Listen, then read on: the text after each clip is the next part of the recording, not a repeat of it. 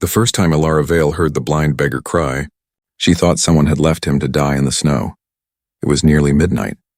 The market lamps were fading one by one, and the streets of Blackthorne were empty except for the wind. Yet beneath the old stone arch a man sat with blood on his sleeve, one hand clutching a broken cane. "Please," he whispered, his eyes covered by a dark linen bandage. "Do not call the guards." Elara should have walked away. Instead, she took his arm, and with that single act of kindness, she stepped unknowingly into the most dangerous secret in the kingdom. Elara was the daughter of a ruined bookseller. Once her family had owned a warm little shop near the cathedral, where scholars, priests, and noble children came to buy poetry and maps. But after her father died owing money to Lord Varick, the shop was seized, the shelves emptied, and Elara was left with only a rented room above a bakery and a wooden stall in the market. Each day she sold ribbons, repaired gloves, and copied letters for those who could not write. Each night she counted her coins twice. There was never enough. Still, when the blind stranger leaned heavily against her shoulder, she did not complain. "Where do you live?" she asked. "The Old Mill Road." "That is far." "I know. You are hurt." "It is not as bad as it looks." Elara glanced at the blood, darkening his sleeve. Men always say that when it is worse than it looks. For the first time, the stranger smiled. His name, he told her, was Rowan. He claimed he had once served in the army and lost his sight during a border war. Since then, he wandered from town to town, surviving on charity. His voice was educated, his posture too straight for a beggar, and his hands, though roughened with dirt, did not look like the hands of a man who had slept in alleys for years. Elara noticed all of this. She simply chose not to ask. The old mill stood beyond the northern wall, abandoned beside a frozen river. Rowan stopped before a small cottage hidden behind leafless trees. "You live here?" Elara asked. For now, there was no smoke from the chimney, no light in the windows, no footprints except his own. "You should have someone." "Look at your arm. I have no money for a physician. I know a baker's widow who can clean the wound." "No." His answer came too quickly. Elara frowned. "Are you hiding from someone?" Rowan turned his bandaged face toward her. For a moment, the softness left his expression. "Everyone is hiding from someone." The words stayed with her long after she returned to town. The next evening, Rowan was beneath the same stone arch, and the evening after that. Soon, walking him home became a quiet ritual. Elara would close her stall after sunset, wrap her cloak tightly around herself, and find him waiting beside the fountain. Sometimes he carried a small loaf. Sometimes a few coppers. Sometimes nothing. He never begged from children. He refused coins from old women, and whenever drunken men mocked his blindness, his jaw tightened with the controlled anger of someone trained not to strike. On the 7th night, Elara asked, "Were you really a soldier?" "Yes." "An officer?" There was a pause. "Once, I knew it." "How?" "You command the road as though it belongs to you." A laugh escaped him, low and surprised. "And you question strangers as though you are a royal interrogator." "I copy letters for half the market. I know more secrets than the royal interrogators." That made him quiet. "What kind of secrets?" he asked. Elara smiled. "The butcher is in love with the flour seller. The mayor cannot spell his own name. Lady Maribel has written 6 letters to a man who is not her husband." "And do you read every letter you copy?" "I write them. I cannot help seeing the words." "Then you are dangerous." "No," she said. "Poor women are rarely considered dangerous." Rowan stopped walking, his fingers tightened around her arm. "Do not believe that," he said. "A woman with courage is more dangerous than an army." Elara felt heat rise to her cheeks. Though the night was bitterly cold, she did not understand why his praise mattered. Perhaps because he said it without pity. Perhaps because, when he spoke to her, she did not feel like the orphaned daughter of a disgraced merchant. She felt seen. That thought was almost cruel, considering he was blind. At the same time, far beyond the market, the bells of Blackthorne Castle rang beneath a moonless sky. Inside the great council chamber, Duchess Beatrice of Ashcombe stood before a table covered in sealed letters. Her son, Duke Adrian of Blackthorne, had been missing for 12 days. The Greer. Official story claimed he had gone hunting. The truth was known only to a handful of People. Someone inside the castle had tried to kill him. A poisoned cup had been placed beside his bed. A masked rider had attacked his carriage, and the only witness, a young stable boy, had vanished before he could speak. Now the king's envoy had arrived with an ultimatum. Adrian was expected to marry Princess Celestine of Valeria before winter's end. The union would prevent war between the two kingdoms.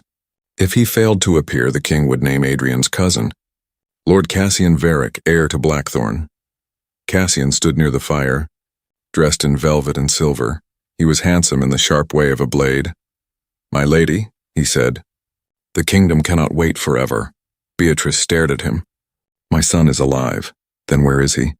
"You seem very eager to replace him." Cassian's smile did not move his eyes. "I am eager to protect our people."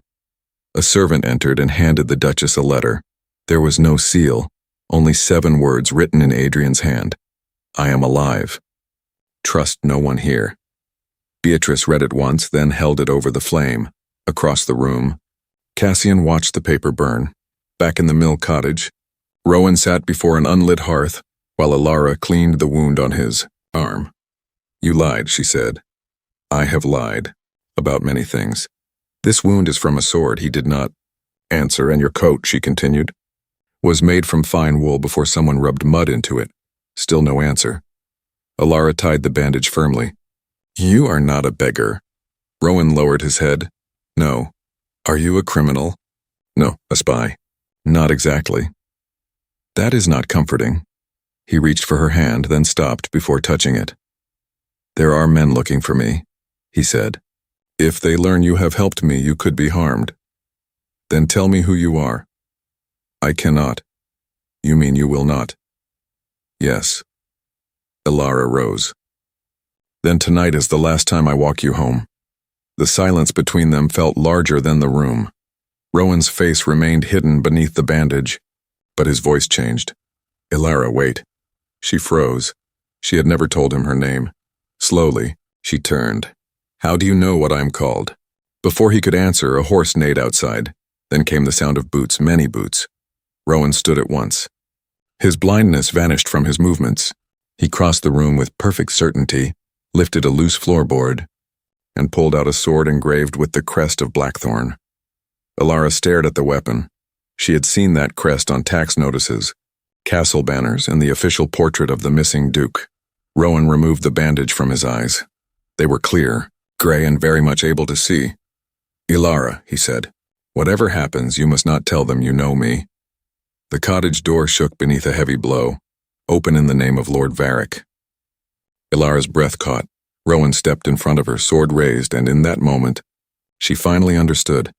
The blind beggar she had guided home each night was no beggar at all. He was Adrian of Blackthorne, the missing duke, the man promised to a princess, and the man someone was willing to murder. The duke without a crown. The door of the old mill cottage trembled under another violent strike. "Elara."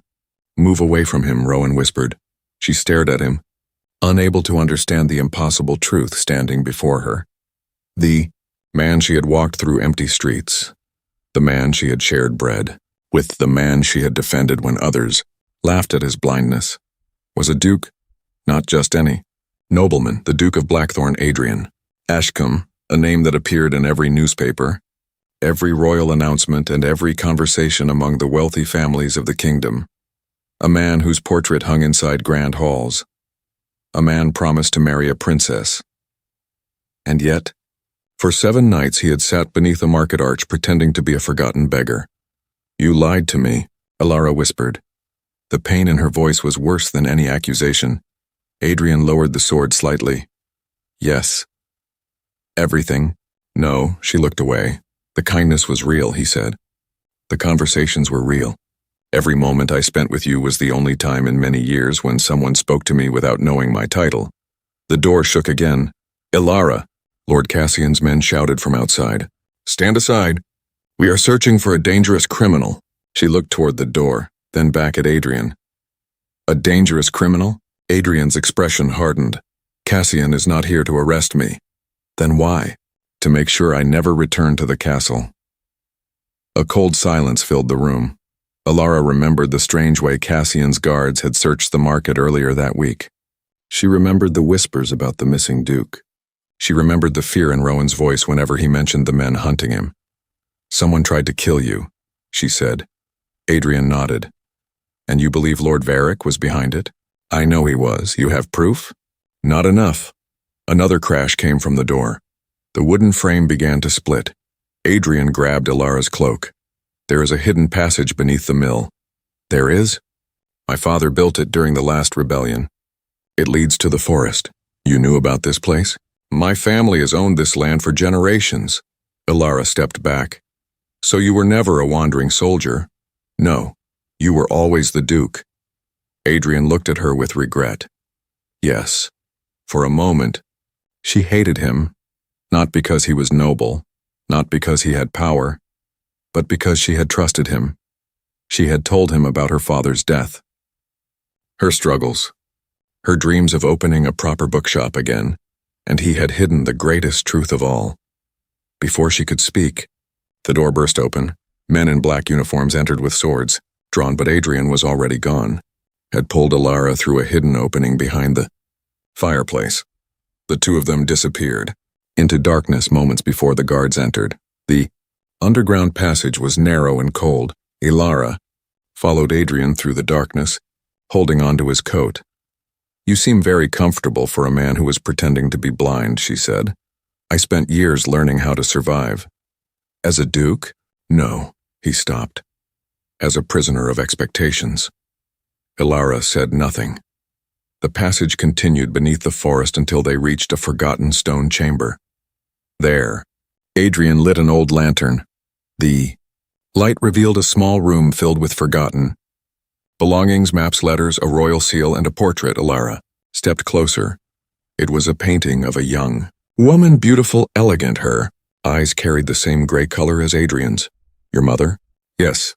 "The Duchess?" He nodded. "She died protecting a secret." Elara looked at him. "What secret?" Adrian picked up an old letter. "My mother discovered that my father's death was not an accident."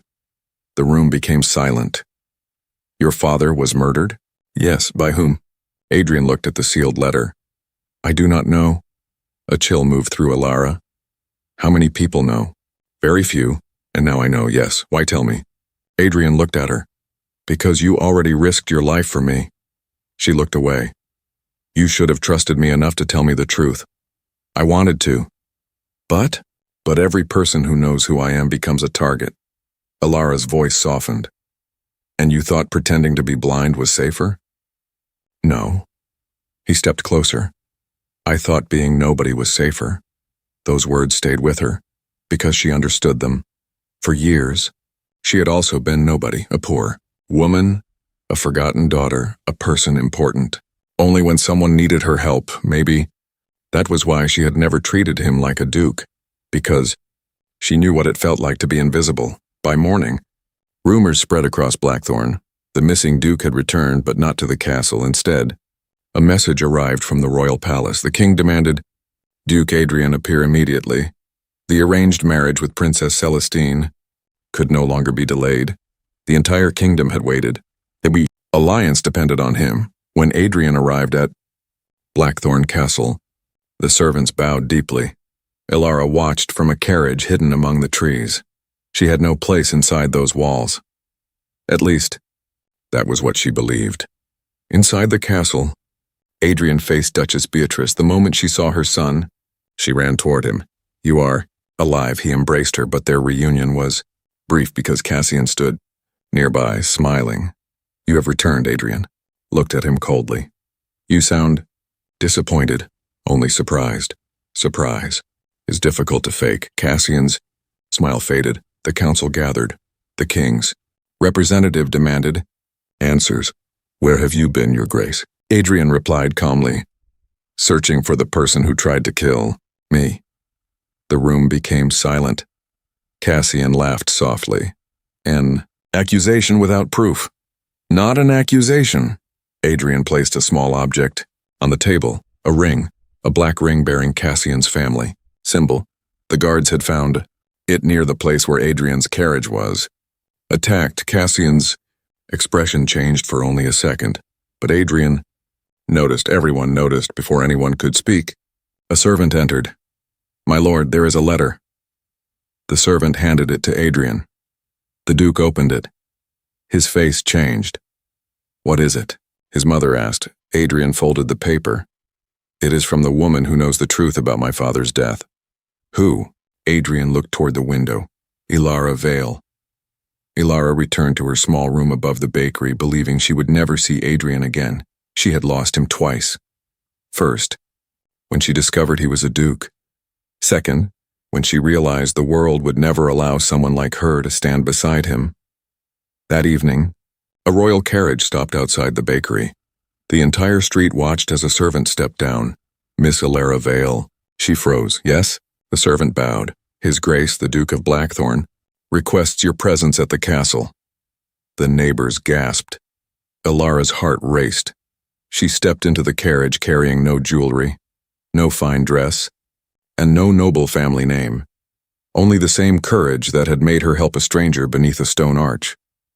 When she arrived at Blackthorne Castle, she expected servants to look down on her. She expected whispers. She expected humiliation.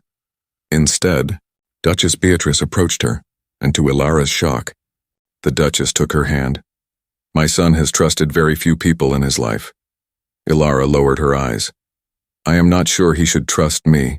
The Duchess smiled sadly. "My dear, a woman who walks a wounded stranger home through the darkness deserves more trust than most nobles I know." Before Elara could respond, Adrian entered. He was no longer Rowan. He wore the black and silver uniform of Blackthorne. The crown of his position rested upon his shoulders. But when he looked at her, she saw the same man from the market, the same lonely man beneath the arch. "Elara," she bowed. "Your Grace." His expression hurt. "I preferred when you called me Rowan. Rowan was a lie." "No." He stepped closer. "Rowan was the only part of me that was completely honest." For a moment, neither spoke. Then Adrian revealed the letter. "The person who killed my father has sent another message." Elara looked at the paper. "What does it say?" Adrian's voice became quiet. "It says the person who saved the Duke will be the reason the Duke dies." The room went cold, because everyone understood the killer was not afraid of Adrian. The killer was warning him. They knew about Elara, and before the night ended, another secret would come to light. A secret hidden for 20 years. A secret connecting Elara Vale's family to the House of Blackthorne. A secret that would change everything. The heart behind the throne. The letter was burned before sunrise, not because Duke Adrian wanted to destroy evidence, because he wanted to protect the only person whose name had been written inside it, Elara Vale. For years, Adrian had believed the greatest danger in his life was the enemy hiding among the nobles of Blackthorne. He had been wrong. The greatest danger was that someone innocent would suffer because they had shown him kindness, and Elara had done more than that. She had given him something he thought he had lost forever, a reason to hope. The investigation inside Blackthorne Castle continued for weeks. Every servant was questioned, every account book was examined. Every letter sent from the castle was reviewed, yet the person behind the attacks remained hidden. Lord Cassian Varick denied everything. He claimed the ring found near Adrian's carriage had been stolen from him. He claimed the accusations were an attempt to remove him from court. And because he was clever, many nobles believed him. Power often protected the guilty. But Adrian had learned something while living as Rowan. The truth was not always found in grand halls. Sometimes it was found in quiet places, in the words of ordinary people, in the memories of those everyone ignored. That was why he returned to the market, not wearing royal clothing, not surrounded by guards, but alone. Elara walked beside him. "You know," she said, looking at the familiar streets, "I still cannot believe I used to order a duke to eat more soup." Adrian smiled. "You were very commanding. I thought you were a poor soldier. You still treated me like a person. That was not difficult." "Why?" Elara looked at him. "Because everyone deserves kindness before they deserve judgment." Adrian stopped walking. For a moment, The noise of the market disappeared. Years of responsibility, years of loneliness, years of being surrounded by people who wanted his title but never his heart. All of it faded because one woman had seen him without a crown that afternoon. They visited the old bookseller's shop that once belonged to Elara's father. The building was abandoned. Dust covered the windows. The shelves were empty. But when Elara touched the old wooden counter, tears filled her eyes. Father loved this place. Adrian looked around. Then, it should never have been taken from you. It was not your decision. No. His voice became serious. But my family allowed people, like Lord Varick, to destroy lives, while we protected our own comfort. Elara looked at him. You blame yourself for everything. Yes, even things you did not do. Especially those things. She stepped closer. Adrian, being a good man does not mean carrying every pain in the kingdom alone.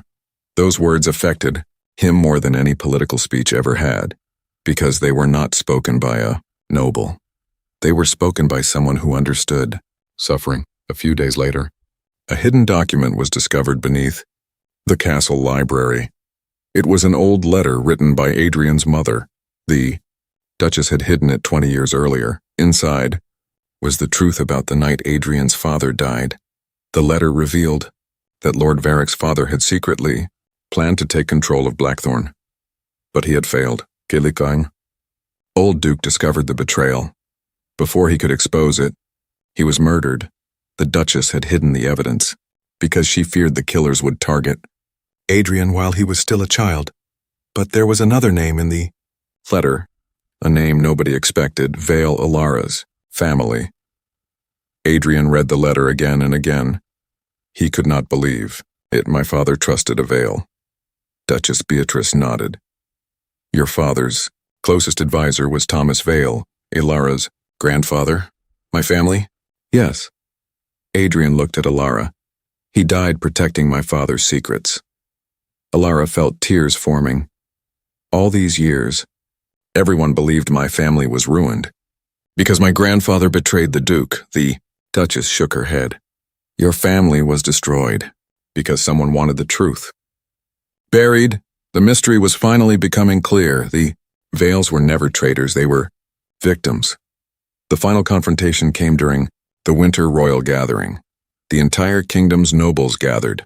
Inside Blackthorne Castle, Princess Celestine arrived from Valeria, expecting to announce her engagement to Adrian.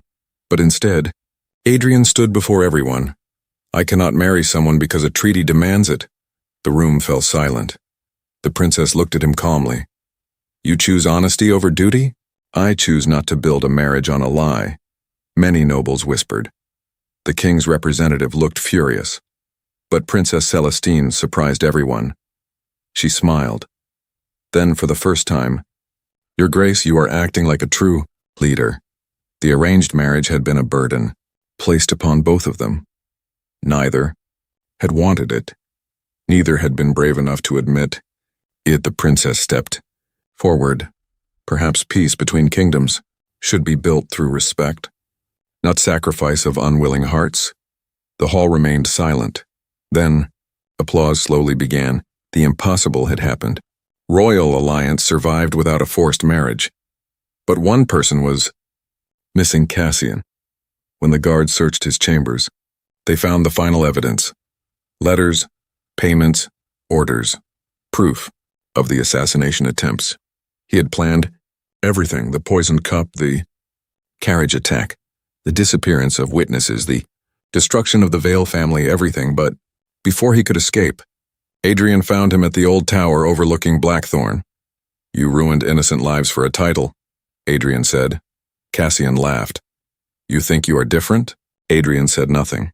You were born with everything, Cassian continued. A castle, a name, respect. And yet, Adrian replied, I lived happier nights as a beggar than you ever lived as a noble. Cassian looked at him with hatred. Because of her? Adrian did not answer. He did not need to. Everyone knew. Months later, Blackthorne changed. The old laws that protected only noble families were rewritten. The market was rebuilt. The old bookstore was restored, and Above the door was a new name, the Vale Library, a place where anyone could enter, rich or poor, noble or common, because Adrian believed knowledge should never belong only to those born with privilege. On a beautiful spring morning, the people of Blackthorne gathered outside the castle, not for war, not for politics, but for a wedding. Elara Vale wore a simple ivory gown decorated with small embroidered flowers. She did not wear jewels. She did not need them. Her courage had always been her greatest beauty. Adrian stood beside her not as the lonely duke hiding beneath a false identity, but as a man who had finally found someone who loved him without his title. Before the ceremony began, Elara whispered, "Do you miss being Rowan?" Adrian smiled. "Sometimes." "Why?" "Because Rowan met the kindest woman in the kingdom." Elara looked at him. "And Adrian?" "He was lucky enough to marry her." Years later, stories were still told throughout Blackthorne. They told of the duke who disappeared. They told of the woman who walked a blind beggar home every night. They told of secrets, betrayal, and a castle that nearly fell because of greed. But most importantly, they told of a simple truth. A person's worth is not measured by their wealth, their title, or their power. Sometimes the greatest treasure a person can find is someone who sees their heart before they ever see their crown. And that was how Elara Vale, a forgotten bookseller's daughter, became the woman who saved a duke. Not with a sword, not with a crown, but with kindness. The end.